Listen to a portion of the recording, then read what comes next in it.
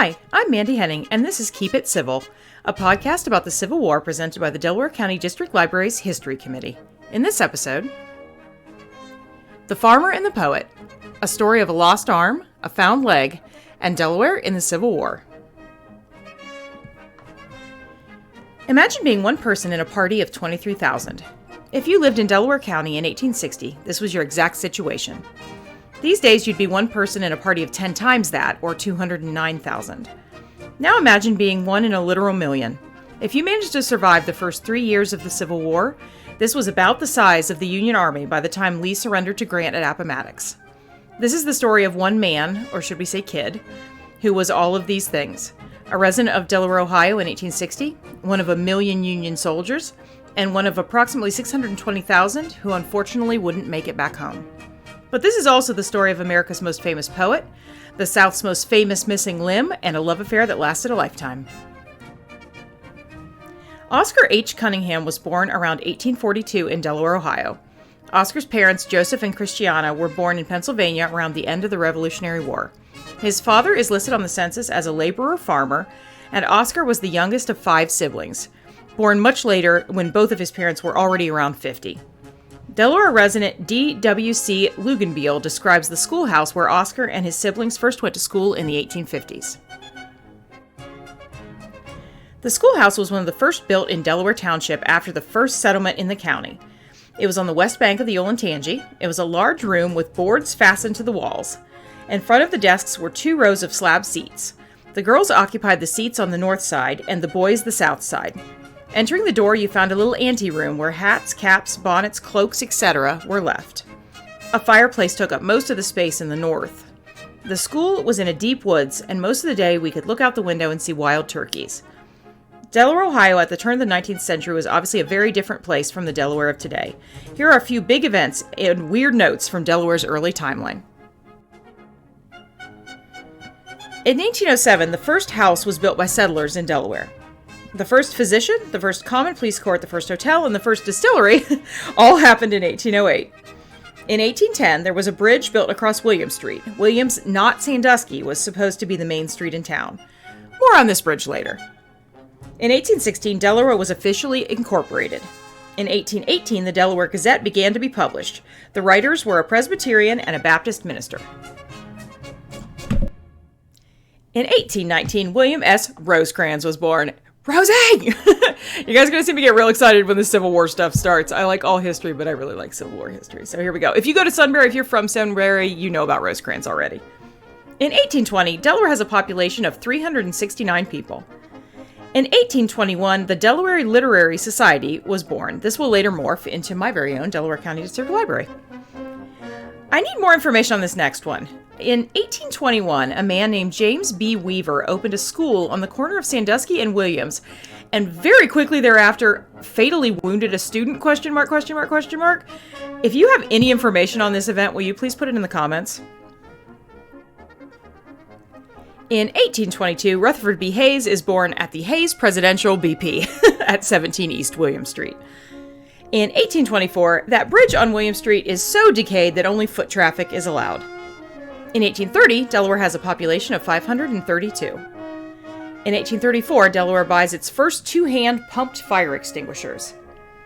In 1836, a flood sweeps the bridge from the Central Avenue into the already messed up bridge on William Street, causing additional damage. In 1840, Delaware has a population of 898. Also in 1840, the Underground Railroad starts to become very active in Delaware. One of Delaware's first African-American citizens, a man named Abraham Highwater, moves to town in 1837. In 1842, the city levies a dog and hog tax to try to deal with the large amount of stray animals. The tax was partially collected and then refunded due to general outrage. In November of 1844, Ohio Wesleyan has its first day of classes. In 1845, the Zion AME Church is founded in Delaware. It is the oldest congregation of African-American parishioners in the county. In 1846, William Little gives his son-in-law, quote, the castle at 192 William Street. It is built of blue limestone and would later become the Arts Castle. In 1847, unfortunately, the local newspaper, the Loco Foco, is changed to the Democratic Standard.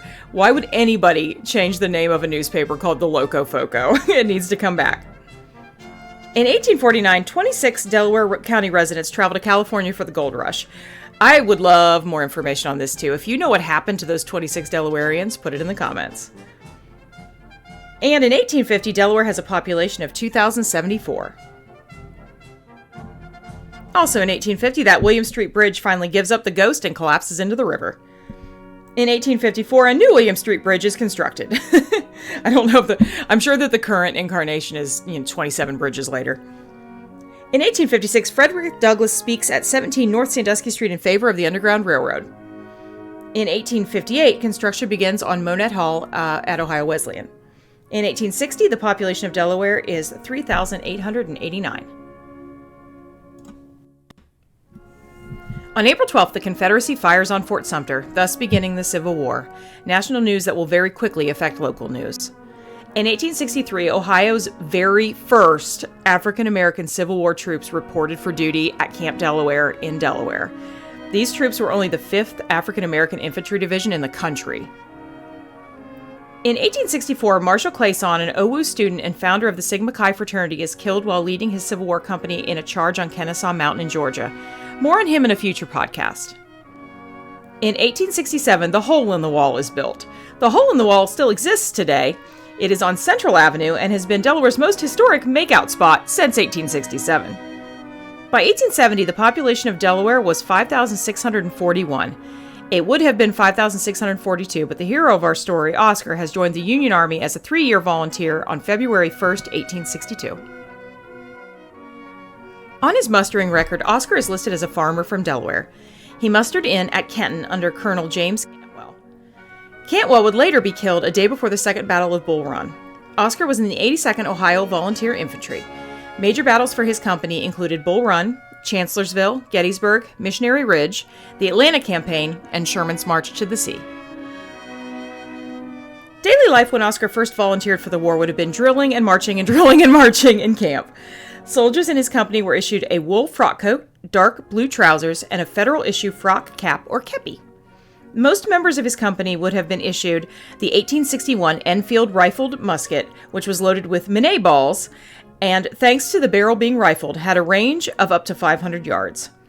Standard federal food rations could vary greatly by year, location, and whether or not your company was in camp or marching. In 1861, the daily ration for a Union soldier would be salt pork or bacon, or salt beef, soft bread, flour, cornmeal, or full shutter, hardtack, a bread that is unbreakable and inedible unless soaked. As the war went on, the ability to manufacture dried potatoes and mixed vegetables allowed soldiers to at least get some form of vitamins, but scurvy was still common, and many soldiers tried to forage for fresh fruit or berries.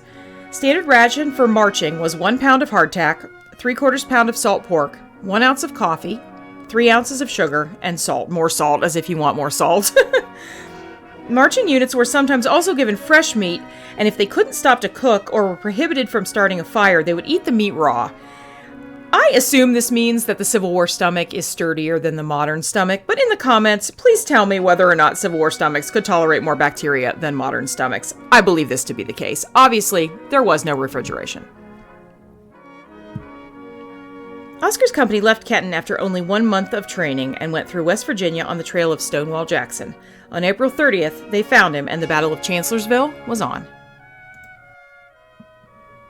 The Battle of Chancellorsville is often mentioned as Robert E. Lee's greatest triumph of the Civil War, but it can just as easily be seen as one of the Union's greatest blunders.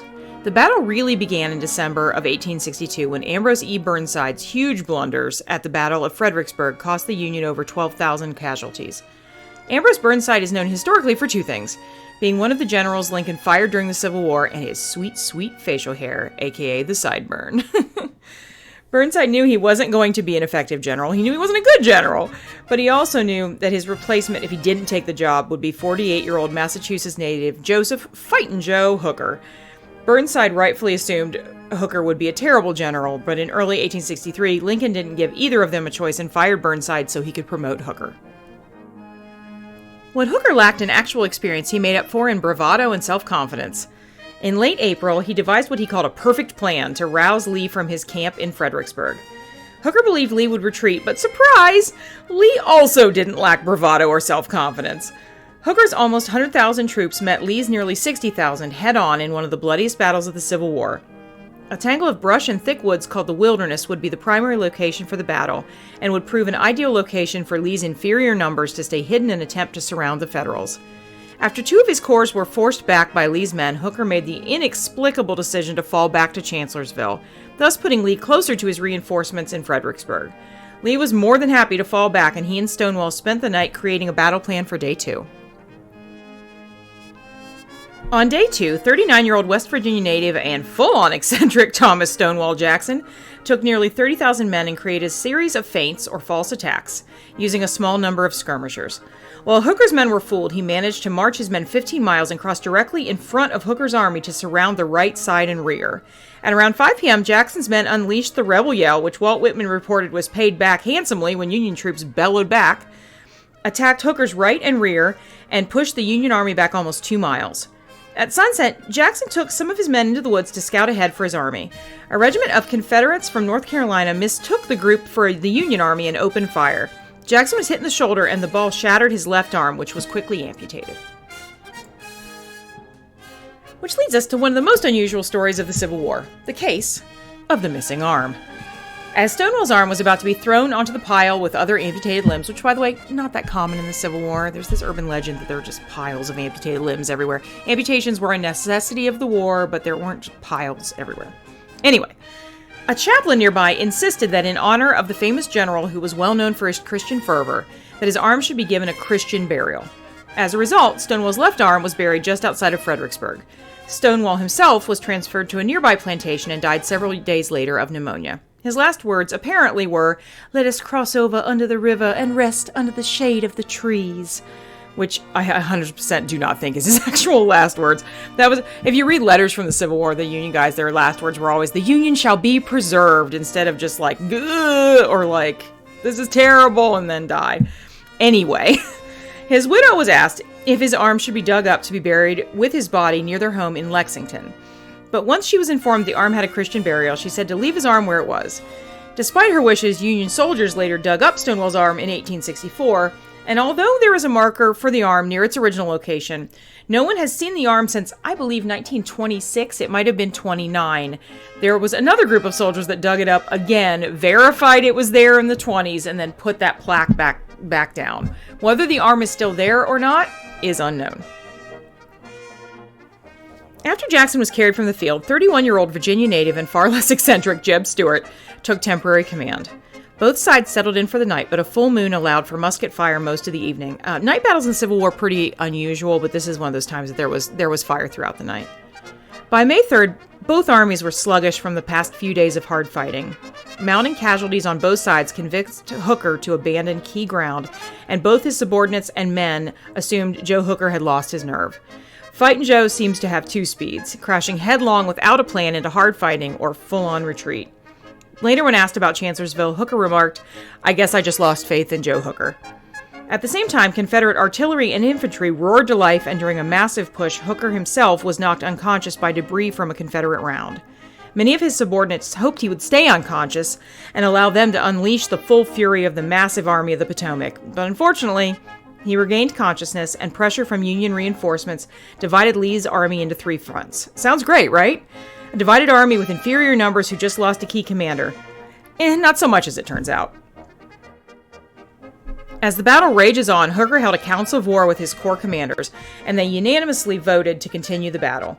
Inexplicably, Hooker rejected all opinions that weren't Joe Hooker's and ordered the army to retreat across the Rappahannock after losses of approximately 17,000 against Confederate losses of 13,000. Those numbers in the Civil War always mean wounded, lost, missing, captured, or dead, so these are not all fatalities. Especially in the Confederate Army, they were so close to their homes that often they would just go home. So it was 17,000 Union losses and 13,000 Confederate.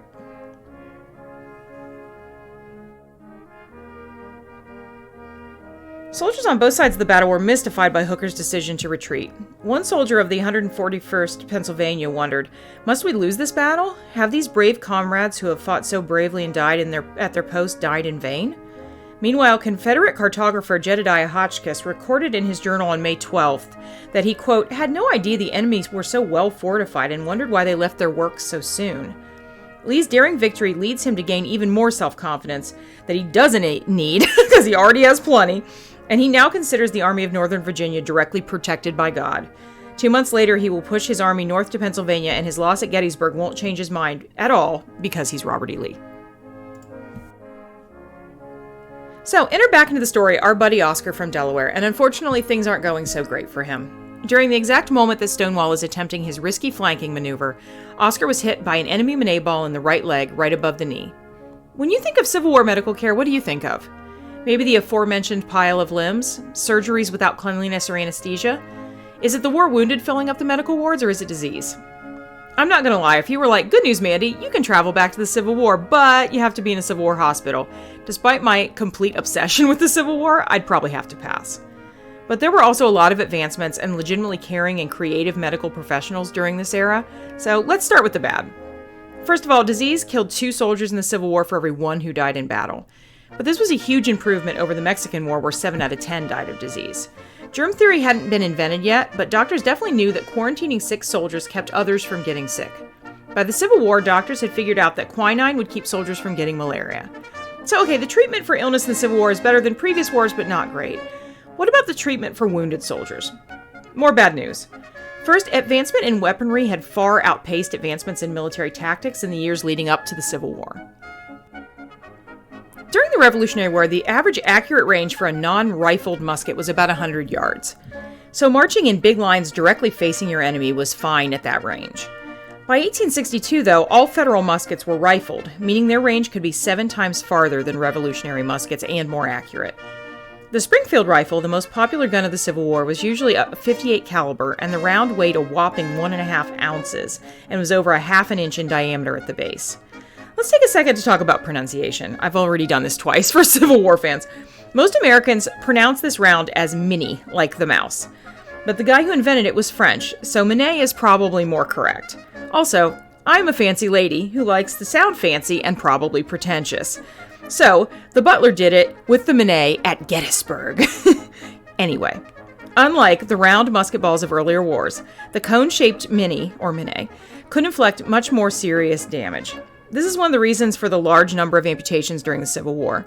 Surgical skills of that era just couldn't deal with the damage inflicted by these larger, heavier caliber rounds. So if you combine much better weaponry with the same military tactics that Napoleon used, you have a recipe for a very bloody war. And our Delaware buddy Oscar is about to discover what medical care looks like in Washington, D.C. in 1864. Whoa, friends, this part is getting kind of heavy. Let's take a mental break. This is a section I like to call Tall Tales with Short Phil. Phil Sheridan was born in 1831 in New York, and he was a little tiny baby. He's also one of my favorite wild men of the Civil War. Lincoln described Sheridan as a brown, chunky little chap with a long body, short legs, not enough neck to hang him, and such long arms that if his ankles itched, you could scratch them without stooping. At 5'4", he was small even by Civil War standards. Grant is often described as short, and he was 5'8". By the way, if you look up the Wikipedia article for Phil Sheridan, they say at full-grown height he was 5'4", which I think is very rude. Anyway, today's little infant baby Phil story comes from the Battle of Missionary Ridge.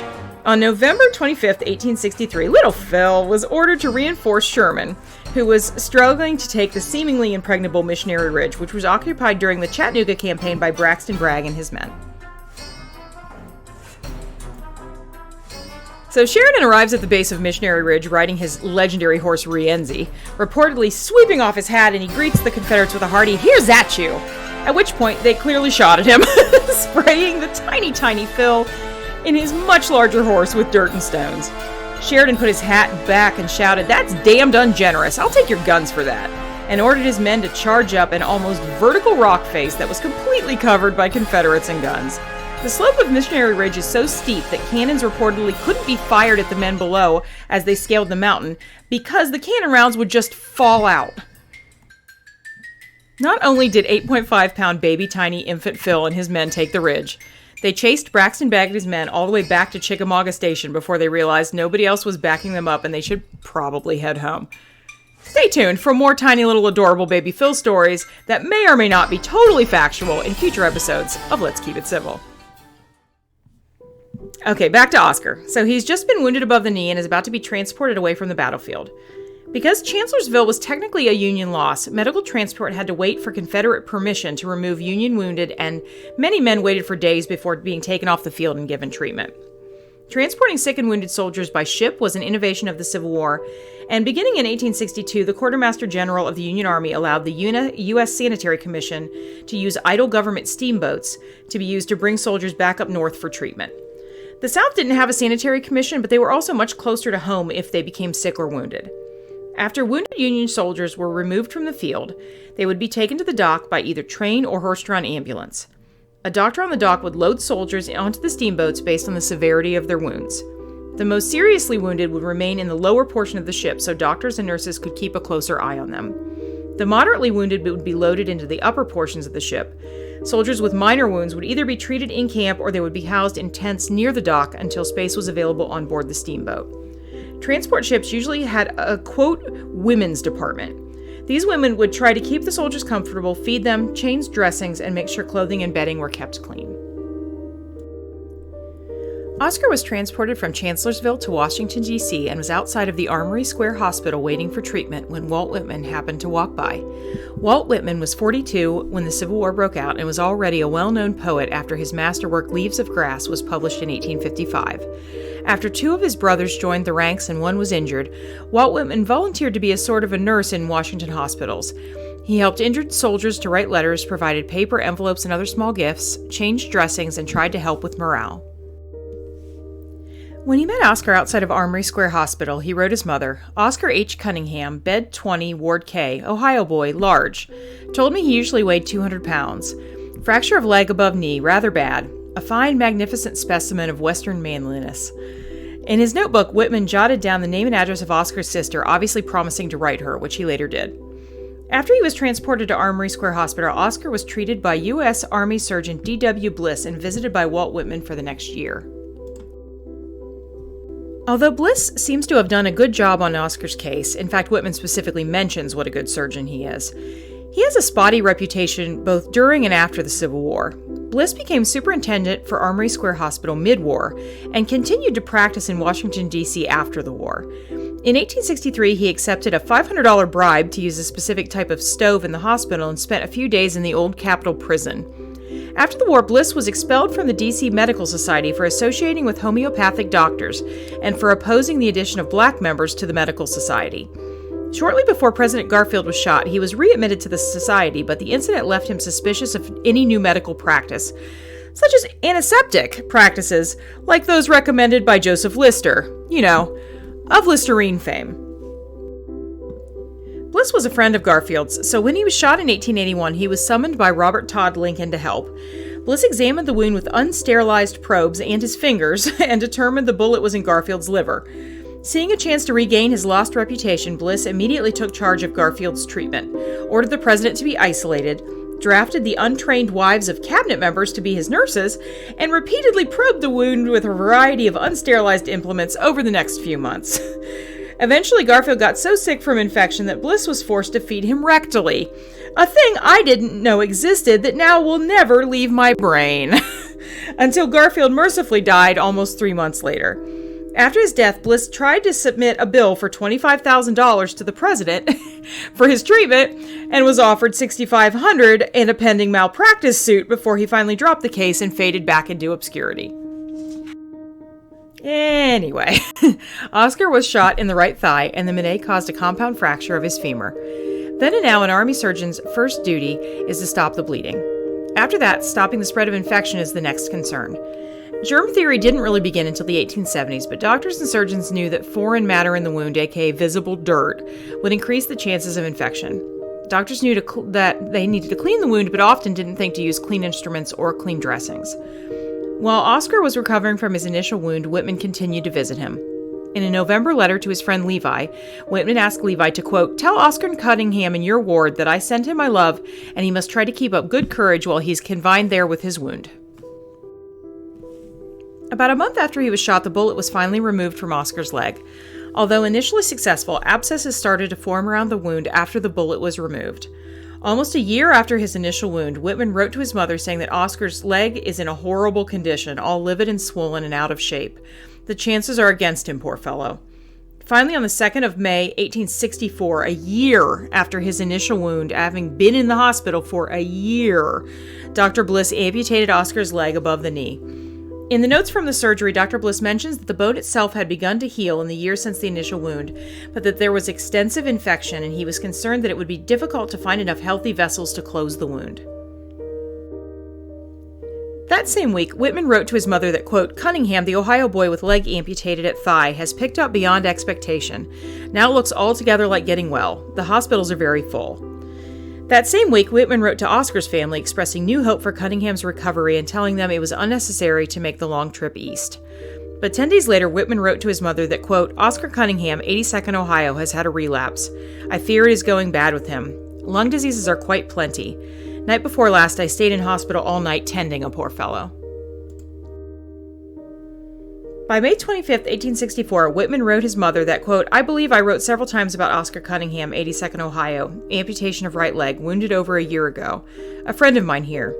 He is rapidly sinking. Said to me yesterday, oh, if he could only die. Interestingly, Whitman chose not to write Oscar's family again to tell them of his downturn. By June 3rd, Whitman told his mother that the soldier he had visited for so long was near death. I have just left Oscar Cunningham, the Ohio boy. He is in a dying condition. There is no hope for him. It would draw tears from the hardest heart to look at him. He is all wasted away to a skeleton and looks like someone 50 years old. You remember I told you that a year ago he was first brought in. I thought him the noblest specimen of a young Western man I had seen, a real giant in size and always with a smile on his face. Oh, what a change. He has long been very irritable to anyone but me, and his frame is all wasted away. He also gives a window into Armory Hospital at the time, saying, the deaths in the principal hospital I visit, Armory Square, average 1 per hour. On June 4th, Oscar finally died. Whitman said, I was with him Saturday forenoon and also evening. He was more composed than usual, could not articulate very well. He died about 2 o'clock Sunday morning. Very easy, they told me. I was not there. It was a blessed relief. His life had been misery for months. To his mother, Whitman was able to vocalize some of the strain that was beginning to show in him after so many deaths and all the months he had been working in the hospital. Well, Mother, poor Oscar Cunningham is gone at last. He is the 82nd Ohio boy, wounded May 3rd, 1863. I have written so much of him, I suppose you must feel as if you almost knew him. The cause of death at last was the system absorbing the pus, the bad manner instead of discharging it from the wound. I believe I told you in last letter I was quite blue from the deaths of several of the poor young men I knew well. Especially two I had the strong hopes of their getting up. Things are going pretty badly with the wounded. The papers are full of puffs and but the truth is, but the largest proportion of worst cases got little or no attention. We received them here with their wounds full of worms, some all swelled and inflamed. Many of the amputations had to be done over again. One new feature is that many of the poor afflicted young men are crazy. Every ward has some of them that are wandering. They must have suffered too much, and it is perhaps a privilege that they are out of their senses. Mother, it is almost too much for a fellow, and sometimes I wish I was out of it. Shortly after Oscar's death, Whitman developed some kind of a strange fever that he believed to be the result of being around so many sick soldiers in the hospital. It was probably actually exhaustion and nervous strain, and Whitman was forced to go home to recuperate with his mother for several months. Dr. Bliss, meanwhile, dutifully cataloged the leg bone that was removed during Oscar's amputation, and it has since lived at the American Medical Museum in Washington, D.C. As for Oscar himself, he was one of the first soldiers to be buried in the new Arlington National Cemetery. After Oscar's death, his sister Helen corresponded with Whitman. Although grateful to Oscar's hospital friend for his devoted service, Helen couldn't help but reproach Whitman for discounting the seriousness of Oscar's final illness and dissuading her from visiting. I received yours of the 2nd telling us of Oscar's condition last Wednesday, she wrote. I was going to start right off to see him. I would have come long ago, but he thought not, and so did you. This time I intended to go whether anyone thought best or not, but the same eve Lieutenant Perry came bringing us the sad news of his death. After the war, one of Oscar's sisters named her son after Oscar. That Oscar ended up serving in World War I. Helen herself would go on to marry her sister's widower, and both would be buried in Illinois. After recuperating in his mother's home for several months, Whitman would put the national grief over the loss of President Lincoln into perhaps his most well-known poem, "O Captain, My Captain." After the war, happiness would find Walt Whitman in the most unusual of ways. There are several documented cases of Whitman falling in love with soldiers he helped to treat in the hospitals of D.C., some reciprocated and some not. By 1866, he was nearly 50 years old, was deeply emotionally scarred from everything he had seen during the war, and was recuperating from his mysterious hospital illness in his mother's home in Brooklyn. One night he happened to take a horse car that was driven by Peter Doyle. Doyle was born in 1843 in Ireland and had immigrated with his family to Virginia when he was 8. Doyle enlisted in the Confederate Army and fought with the Army of Northern Virginia until he was wounded at the Battle of Antietam. Pete decided it was about time to get out of the Army and signed an affidavit that he was an Irish citizen and that he had no relatives in the Confederacy, which was a blatant lie since the rest of his family still lived in Richmond. He was released from the Army but nearly arrested in 1863, still in Richmond. In 1863, he escaped to Washington, D.C., was briefly arrested, and then took up residence with his mother and siblings, where he became a horse car conductor. In 1865, Whitman was returning from a meeting when he took a horse car Doyle was driving. He was alone in the car, and it was literally a dark and stormy night. Whitman was hunched over, looking depressed and cold, and Doyle approached him. As Doyle put it was a lonely night, so I thought I would go in and talk to him. Something in me made me do it, and something in him drew me that way. He used to say there was something in me that had the same effect on him. From that time until Whitman's death 27 years later, he and Doyle were inseparable. And so, at last, the Union Hospital poet found some small happiness in the strangest of places, in a trolley car driven by an ex-Confederate. After Oscar's death, Whitman struggled to put into words the grief and remorse he felt over the loss of Oscar and so many other young men over the past 4 bloody years. A poem titled "Come Up from the Fields, Father" seemed to be specifically about Oscar. Come up from the fields, Father, there's a letter from our Pete. And come up from the front door, Mother, here's a letter from thy dear son. Down in the fields all prospers well, but now from the fields comes Father. Come at the daughter's call, and come to the entry, Mother, to the front door, come right away. Fast as she can, she hurries, something ominous, her steps trembling. She does not tarry to smooth her hair nor adjust her cap. Open the envelope quickly. This is not our son's writing, yet his name is signed. A strange hand writes for our dear son, O stricken mother's soul. All swims before her eyes, flashes with black. She catches the main words only. Sentences broken. Gunshot wound in the breast. Cavalry skirmish. Taken to hospital. At present low, but will soon be better. Grieve not so, dear mother, the just-grown daughter speaks through her sobs. The little sister huddles around, speechless and dismayed. See, dearest mother, the letter says Pete will soon be better. Alas, poor boy, he will never be better. Nor maybe needs be better, that brave and simple soul. While they stand at home at the door, he is dead already. The only son is dead. But the mother needs to be better. She with thin form presently dressed in black. By day her meals untouched, then at night fitfully sleeping, often waking. In the midnight waking, weeping, longing with one deep longing. That she might withdraw, unnoticed, silent from life, escape and withdraw, to follow, to seek, to be with her dear, dead son. Special thanks to Ohio Wesleyan University, the Delaware County Historical Society, and the American Battlefield Trust for helping with the research for this podcast. This has been Keep It Civil. I am your host, Amanda Henning from the Powell branch of the Delaware County District Library.